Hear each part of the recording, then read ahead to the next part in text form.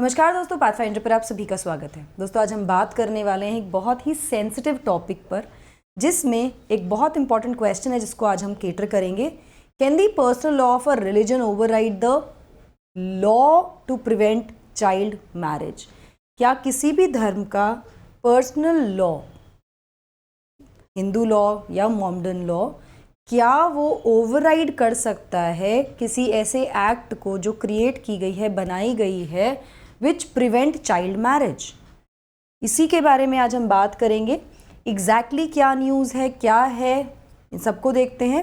तो now the supreme court of India has decided to examine the question of age of marriage of a Muslim women.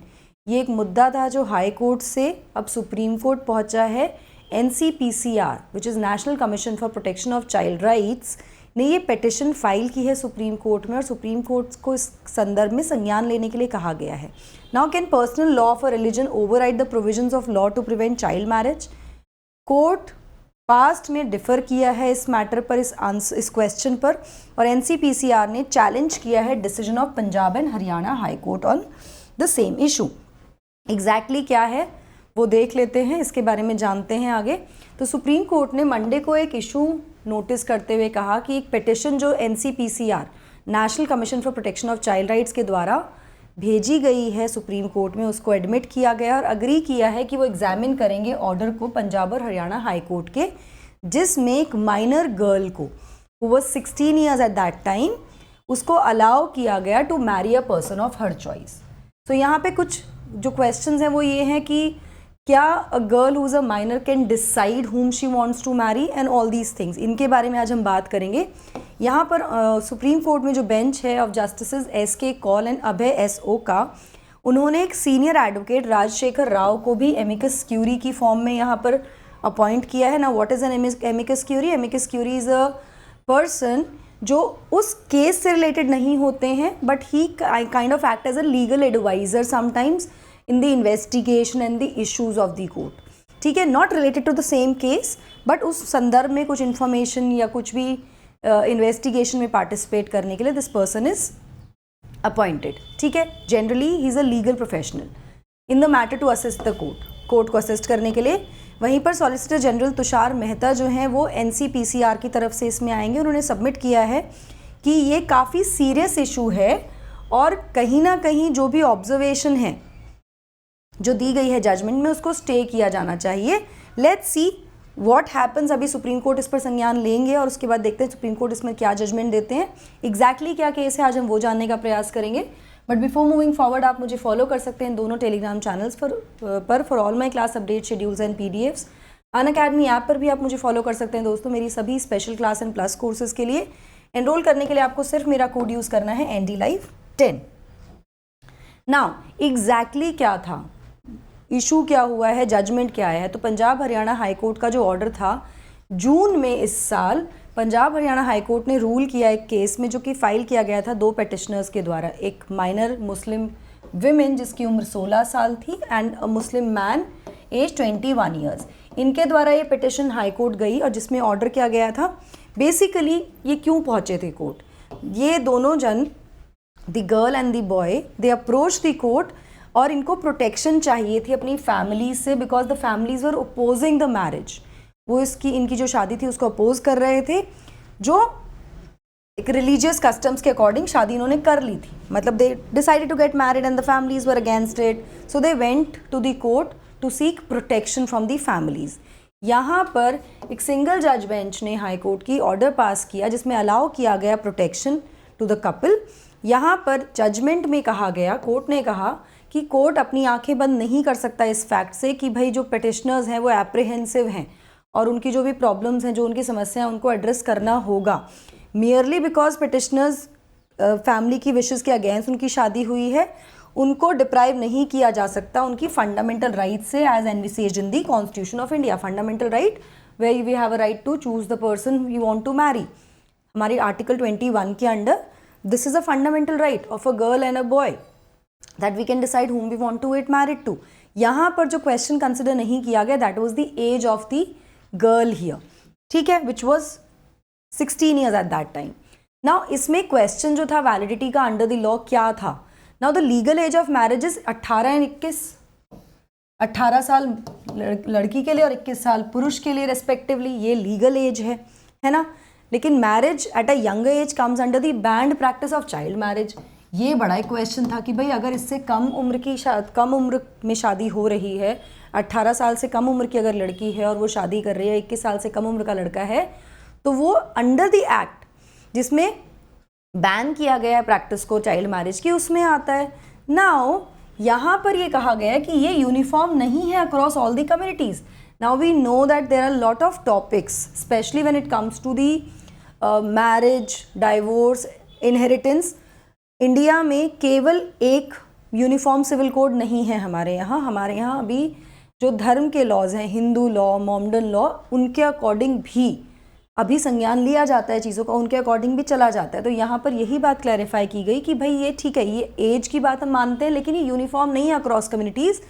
यहाँ पर justice JS Bedi high court में उन्होंने ये कहा जून के ऑर्डर में कि the law is clear that the marriage of a Muslim girl is governed bye Muslim personal law. यहाँ पर मुस्लिम लड़के की शादी किसके अंडर गवर्न हो रही है? मुस्लिम पर्सनल लॉ के अंडर गवर्न हो रही है as per article 195 from the book principles of Mohammedan law. यहाँ पर उन्होंने इसका रेफरेंस भी दिया। ठीक है, इस सब के साथ उन्होंने कहा कि भाई दोनों जो अगर एज की बात करें तो according to the Mohammedan law दोनों ही लोग एलिजिबल हैं to get married. Both the petitioners are of marriageable age as envisages by the Muslim personal law. तो इसमें कुछ गलत नहीं है अगर उन्होंने इस चीज़ को अग्री कर लिया है तो। यहाँ पर NCPCR ने कहा है कि हाई कोर्ट ने अलाउ किया है चाइल्ड मैरिज को because the girl was 16 years at that time और वो वायलेट करता है प्रोविजंस को of the prevention of child marriage act of 2006। तो अगर ऐसे में किसी लड़की को अलाउ किया जाता है before attaining the age, legal age of marriage, तो वो चाइल्ड मैरिज वाले जो लॉ है उसके प्रोविजंस के अकॉर्डिंग ये वायलेशन हो गया इस लॉ का। इसी के साथ साथ as per law the below the age of 18 years she can not be deemed to have given consent. 18 साल से कम उम्र की लड़की, because that is not the marriageable age, तो उसकी कंसेंट नहीं मानी जाती है। तो यहाँ पर जो क्वेश्चन आ रहा है वो ये आ रहा है कि मोमडन लॉ में it is allowed, the girl can get married क्योंकि वहाँ प्यूबर्टी है around 15 years, both the boys and the girls are allowed to get married when they hit puberty, right. लेकिन हमारा एक और कानून है वो ये कहता है कि prevention of child marriage act 2006, जिसमें 18 साल से कम उम्र की अगर लड़की है तो उसकी कंसेंट को मतलब माना ही नहीं जाएगा कि she can give the consent. तो यहाँ पे दोनों जो लॉज हैं, personal law and the law that are created acts जो बनी हैं, उसमें कॉन्ट्रवेंशन देखने को मिल रहा है, जिस पर सुप्रीम कोर्ट ने कहा है कि ये संज्ञान लेकर इसको एग्जामिन करेंगे कि क्या मैरिजेबल एज होनी चाहिए और क्या ये डिसीजन सही है या नहीं है। ठीक है, इसमें या जस्ट गिव मी 1 मिनट ना, ओके सॉरी, चलिए। Now how is the age for marriage determined in India? हमारे देश में मैरिज एज को कैसे डिटरमाइन किया जाता है? तो मैरिज जो पर्सनल लॉ हैं जो भी अलग अलग धर्मों के हैं वो गवर्न करते हैं मैरिज और बाकी प्रैक्टिसेस को for communities prescribe certain criteria for marriage. ठीक है, जैसे एज भी आ जाता है इसमें। तो ये पर्सनल लॉज कर रहे हैं, Hindu law, Mohammedan law etcetera. For example section 5(3) of the Hindu marriage act 1955 ये सेट करता है minimum age of marriage 18 years for the bride and 21 for the groom. ये हिंदू मैरिज एक्ट के अकॉर्डिंग है। इसी तरह से क्रिश्चियंस के अगर हम बात करें तो under the Indian Christian marriage act 1872 special marriage act वो गवर्न करता है मैरिज की age. For Muslims the criteria is attaining puberty which is generally 15 years. जब लड़का या लड़की 15 साल के हो जाएंगे when they hit puberty they are allowed to get married. तो हमारे यहाँ पर मैरिजेबल एज जो है वो डिटरमाइन की जाती है पर्सनल लॉज के अकॉर्डिंग। ठीक है, लेकिन एक और एक्ट भी है प्रिवेंशन वाला ऑफ चाइल्ड मैरिज, तो ये एक मुद्दा है।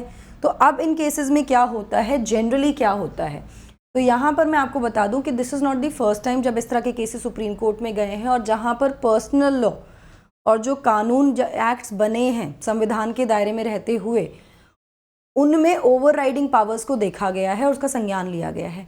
यहाँ पर फरवरी में 2021 में पंजाब हरियाणा हाई कोर्ट ने प्रोटेक्शन दिया था एक मुस्लिम कपल को, जहाँ पर 17 साल की लड़की थी और 36 साल का आदमी था, ये कहते हुए कि there was a legal marriage under personal law. इनकी जो शादी थी वो लीगल थी। यहाँ पर सुप्रीम कोर्ट ने कहा since the special law does not override the personal laws, जो स्पेशल लॉ है वो पर्सनल लॉ को ओवरराइड नहीं करता है, तो 17 साल की लड़की was allowed, Muslim law personal law will prevail in this particular case. यहाँ पर कोई नहीं कह सकता कि भाई वो लड़की माइनर है, ठीक है। यहाँ पर हाई कोर्ट का ये स्टैंड था 2021 के केस में, पंजाब हरियाणा हाई कोर्ट का। लेकिन क्या हमेशा ऐसा है कि जो पर्सनल लॉ है वही प्रिवेल करेगा और जो स्पेशल लॉ है वो ओवरराइड कभी नहीं करेगा? ऐसा मतलब हमेशा पर्सनल लॉ ही है जो आगे बढ़ता रहेगा, उसको ही माना जाएगा?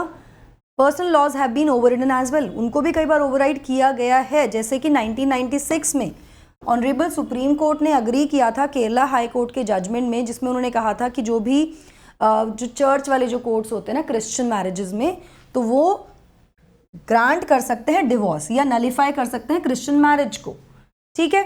डिवोर्स देने का अधिकार भी है और क्रिश्चियन मैरिज को नलीफाई करने का अधिकार भी है, लेकिन चर्च दूसरी शादी सॉलमनाइज नहीं कर सकता उस पार्टी की जब तक कि मैरिज को डिसॉल्व नहीं किया गया है कोर्ट के द्वारा।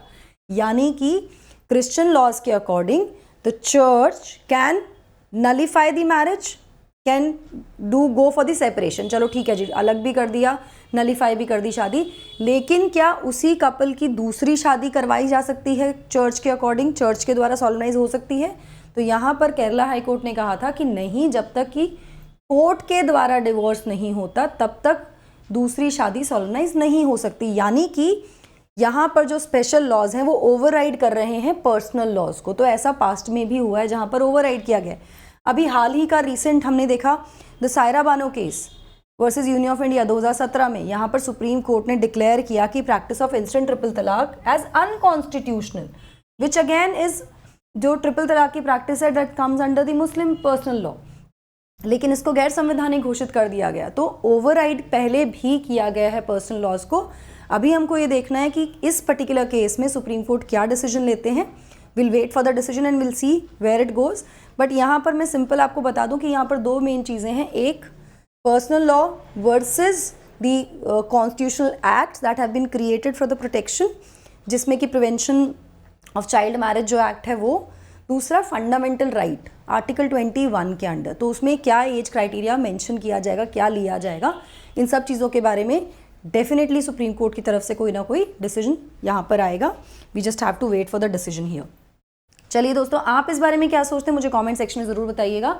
अनअकैडमी सब्सक्रिप्शन लेने के लिए आपको सिर्फ मेरा कोड यूज़ करना है NDLive10 to avail the best discount that is available on the platform. आप ये किसी भी सब्सक्रिप्शन के लिए यूज़ कर सकते हैं मेरा कोड NDLive10। इसी के साथ साथ 9 महीने का GS का प्लस सब्सक्रिप्शन आपके लिए अवेलेबल है, जहाँ पर आपको बहुत सारे बेनिफिट्स मिल जाएंगे। 24 अक्टूबर तक आप इसको अवेल कर सकते हैं at a discounted price on my code NDLive10। The code that you have to use is NDLive10 here. CSAT के लिए भी आप बिल्कुल एक डिस्काउंटेड प्राइस पर 24 अक्टूबर तक ये ऑफर है, अवेल कर सकते हैं सब्सक्रिप्शन। कोड आपको यूज़ करना है NDLive10। बैचेस हमारे 20 तारीख से शुरू हो रहे हैं, अभी जाकर एनरोल कर लीजिए और अपनी तैयारी को और बेहतर कीजिए। कम्पीट इज़ नाउ लाइव, जहाँ पर there'll be a battle and you can know where you stand, मतलब आप कंपटीशन में कहाँ स्टैंड कर रहे हैं ये आपको पता लग जाएगा। प्लस आप बहुत सारे प्राइजेस भी जीत सकते हैं कम्पीट में। सिविल सर्विसेज चैम्पियनशिप 13 नवंबर को होने वाली है। Go now and enrol for the same. That's it from my side. I hope you like this session. Don't forget to like, share and subscribe to the channel. And also hit the bell icon so that you get notifications about our latest updates. Thank you so much. God bless.